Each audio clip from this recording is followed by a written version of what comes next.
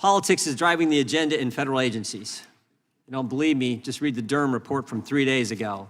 No probable cause, no predicate, no evidence whatsoever, but the FBI opened a case, took a dossier they knew was false, from a political campaign, from the Clinton campaign, to spy on a presidential candidate and American citizens.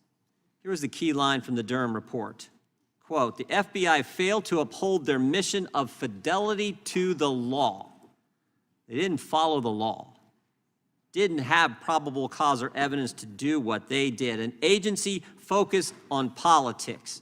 But I would argue today it's even worse, because today it's not just presidential campaigns.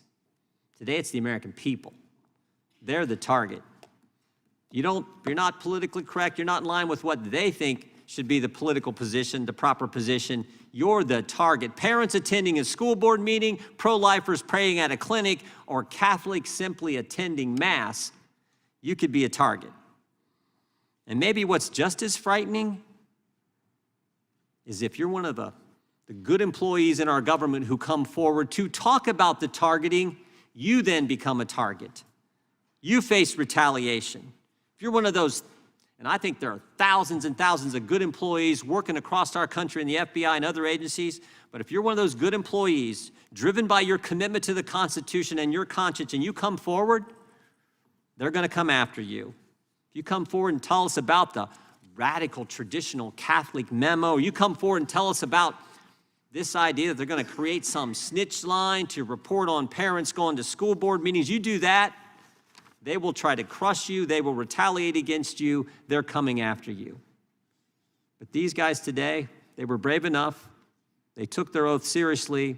They believe in the Constitution, the Bill of Rights, and the rule of law, and they came forward. And I want to thank them for doing it. But because they did, man, oh man, have they faced retaliation. Mr. O'Boyle was selected for a new unit, moved his family from Kansas to Quantico, Virginia, and the first day he arrives here, after being selected for this new unit, serving in our military, serving well in the FBI, with first day he arrives here, they tell him his clearance is suspended. Can't get his belongings for his family, can't get his clothes, can't get his children's clothes, 4 kids and a 2-week-old newborn. Mr. Friend raised concerns about using the SWAT team to arrest someone who was willing to turn themselves in, and the FBI takes his clearance. Wouldn't even let him get access to his firearms training records, which he needs to get employment. Mr. O'Boyle's went 200-some days without getting paid. Mr. Allen's went 450 days without getting paid. This is the kind of retaliation they have faced for coming forward and telling us the truth. For Mr. Allen, he lost his clearance for simply doing his job, compiling case-related research, using open-source material, news, and articles, and passing them on to the people working the case. And they didn't like some of the material he passed on. 450 days without pay. And the retaliation isn't limited to the FBI. Democrats on this committee also engaged in it. They leaked parts of these guys' interviews to the press.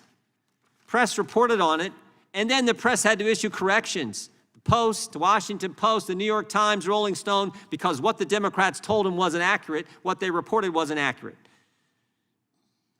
That's why Mr. Allen would only let Republicans talk to him. He said, I've seen what's going on. I want to be interviewed by the Republicans. We've talked to over 24 whistleblowers. People have come to us. We've interviewed several of those, and today 3 of them. 3 of those brave whistleblowers and a lawyer who represents them will tell us their story. They will tell us what happened, what they saw, and then what happened to them because they were courageous enough to report it to Congress. And I just want to tell you guys, get ready. Get ready, because these guys are going to come after you. You know they are. Last hearing we had 2 journalists, Democrats, 2 Democrat journalists sat right where you guys did, and these guys tried to get them to divulge their sources. Someone needs to tell them how the First Amendment works.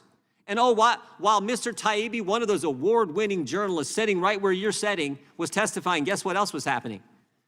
The IRS was knocking on his door. So get ready. But I know you're up to the task. because you came forward in the first